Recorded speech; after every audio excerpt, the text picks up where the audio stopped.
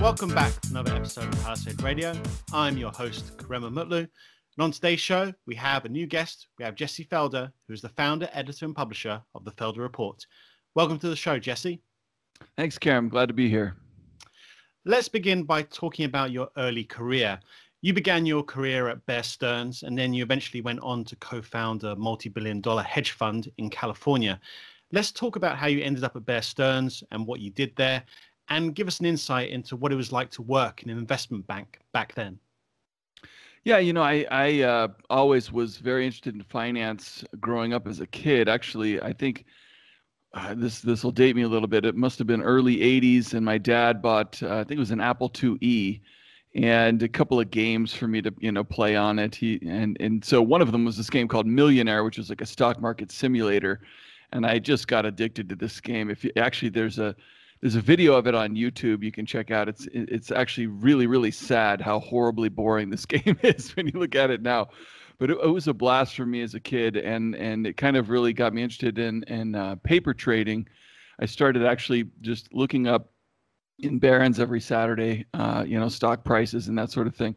I really didn't have any interest to study it in school, though. So when in college I studied English. I graduated with an English degree, and then when I wanted to go to work somewhere, I thought, I've always had this passion for finance, and surprisingly, my lack of degree in finance or economics or anything didn't really hold me back much.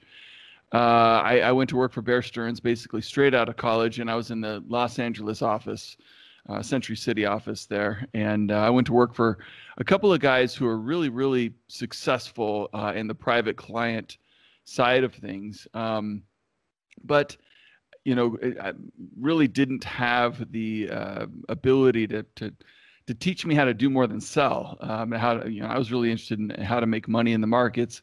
They were, terrific salesmen. So I found a guy in Bear who was essentially running kind of a hedge fund within that Century City office. And, I worked for him for about a year before we left and started the hedge fund. So, my experience with Bear Stearns was from the private client side of things. The company was doing an amazing amount of business. I think more business than anyone on the New York Stock Exchange at the time. And but my experience was that you have to find people who are like-minded and have the same kind of drive that you do to try and learn how to make money and get better and that sort of thing. And so I was fortunate that I found somebody that helped me along that path. A recent blog post you wrote talked about how you discover new trends. And there is a quote you mentioned at the beginning of your blog post by Jim Grant. And the quote is, "The key to successful investing is having everyone agree with you later." Let's talk about this and give me a sense of how you put together an investment idea or theme. And throughout your career to date, has the way you've looked at ideas or for undervalued assets changed? Yeah, it's constantly evolving, actually. And I find, things that work for me and try and stick to those types of ideas, and find things that just don't work for me. And so I think my evolution as an investor has basically gone from studying all of the great investors that I could get my hands on in terms of materials, and figuring out what of their process that I can adopt and kind of make my own. And so that process has been ongoing, and it's still ongoing, and I'm constantly finding new things. And so there's basically two different approaches that I pursue today. One is through a macro lens. It's really trying to just study narratives, study what is and this just comes through a ton of reading. So I read tons of different publications, just trying to figure out what is the the general narrative towards an asset class, towards what have you, and how is that evolving. And so that's really kind of where my macro framework is grounded. But really where I've made most of my successful investments, and obviously this is through trial and error and through losing a lot of money too, is in individual stocks, and I try and find things that are really out of favor, cheap from a kind of a traditional value standpoint, and usually they're misunderstood by the market somehow. So it's, how Howard Marks has said, in order to make money in the markets or to do better than the markets, you have to have non-consensus views about value, and you have to be right.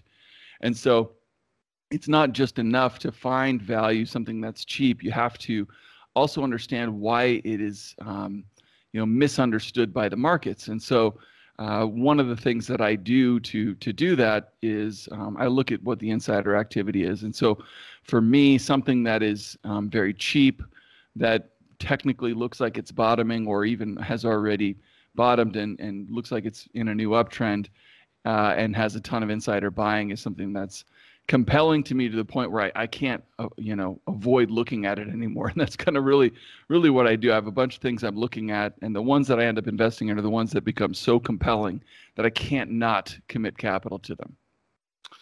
Excellent. Let's move on to specifically the gold market. And a few years ago, you mentioned on your blog that it was now time to get greedy in gold. Do you still feel this way about the gold market, especially in regards to the weakening of other markets over the last few months? How do you view this asset class, and do the gold equities hold any interest for you? Yeah, I think, generally, Ray Dalio has said everybody needs to have gold in their portfolio at all times. I think especially today, it's especially important with what's going on a global macro level, and most especially for me as an American citizen, what's going on the fiscal side of things. I think it's becoming more and more apparent that everybody needs to have some exposure to gold. So yeah, in 2015, mid 2015 was really when I was starting to really look at it from a longer term investment standpoint. And the precious metals, gold especially, had become extremely out of favor, hated. There was the famous Wall Street Journal article that called gold a pet rock. And so for me, that's one of the things that I look for in any investment opportunity. One of the questions I ask myself is, what's the most hated asset class on the planet right now? Or what's the most hated stock on the planet? Because that's typically where opportunity is. And gold has been really hated. I mean, the 2011 top reversed lower, and then you had, by 2015, 4 years of declining prices, which for any asset class usually generates a certain amount of disdain.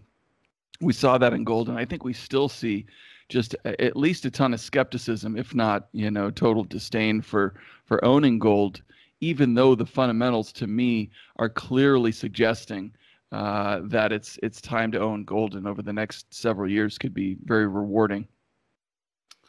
Very good. So, Jesse, I want to understand a few key mistakes that you've had in your career and what you've learned from them. All successful investors usually have a big fall in their early trades, whether that be through lack of experience, being unaware of staying too long in a bull market, or simply by not managing their risk properly. What highlights from your career can you share with us in regards to mistakes? Yeah, I mean, I've had a few major ones, and it's interesting. You read Jesse Livermore's, Reminiscences of a Stock Operator, and there's nothing like having some painful losses to inspire you to change your ways. And so sometimes it takes a few of them until you decide, I'm just never going to trade like that ever again. And so for me, one of the early ones was, I was studying Buffett, early in my career, and reading all of his annual letters. And I read somewhere that he was buying Travelers insurance stock, and I think this was going into the 1998. We had essentially like a mini bear market in 98 that not a lot of people remember. Travelers stock went down like, I think, 50% in just a couple of months' time after I bought it. And, I panic sold on the lows because I didn't really have a good reason for owning it other than the fact that Buffett was buying it.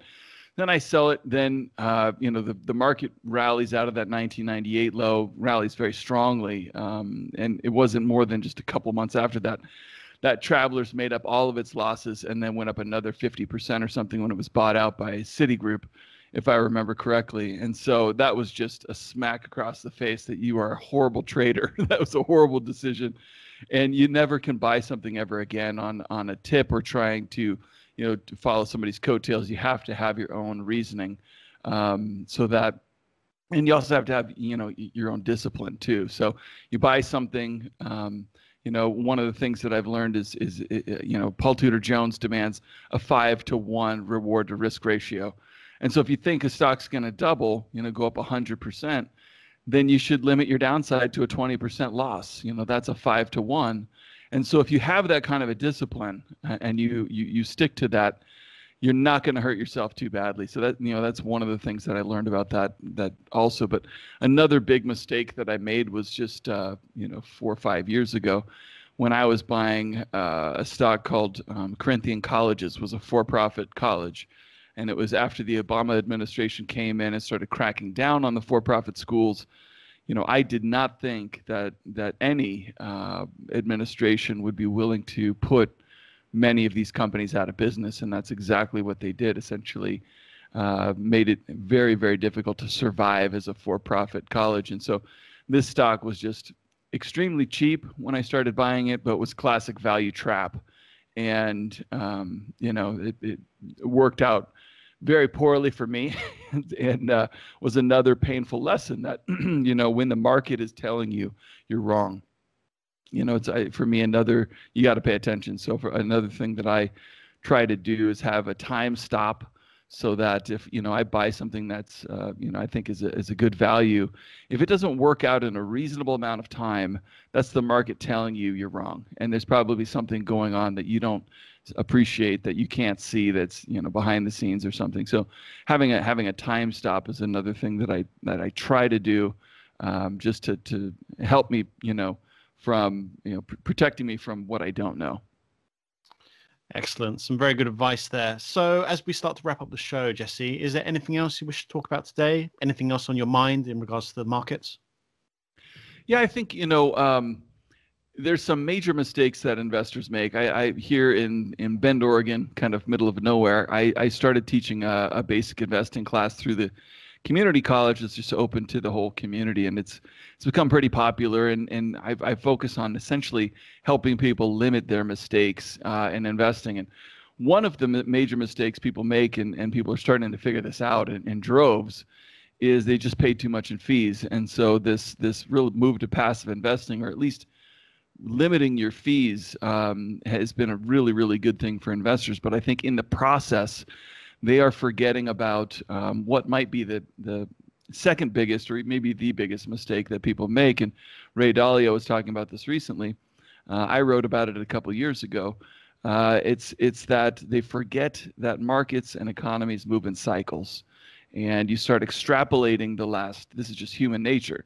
Whatever happened in the last year, 2, 3 years, I'm just going to extrapolate that out indefinitely into the future, and you miss major turning points. So, people say it's this fear and greed, but it's really like when the market goes into a bear market in 2008 and things are very painful, people just project that out for another 2, 3 years.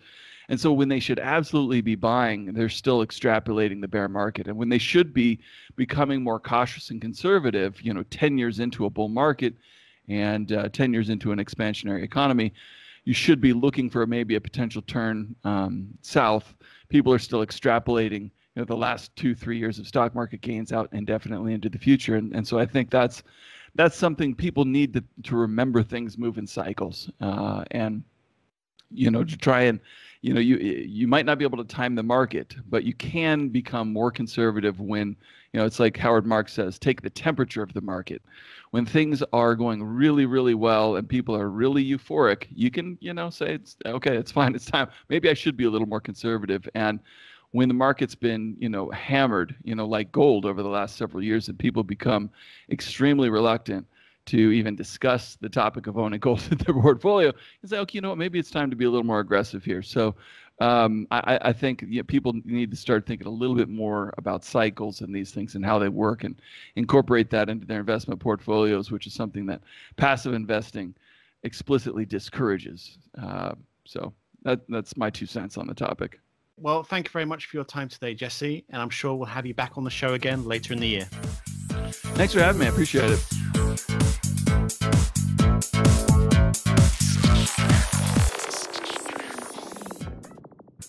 Think you understand the junior mining sector, and you think that the participants in the mining sector, junior mining sector, are good people and kind people, hit the bid. How violent that term could be, it actually could be quite violent. It could be a rip-your-face-off uranium rally. And the world is always going to need raw materials. It's going to need copper and gold and nickel and so forth. Totally destabilized. Hey, Troll, did you hear what's going on in Yemen?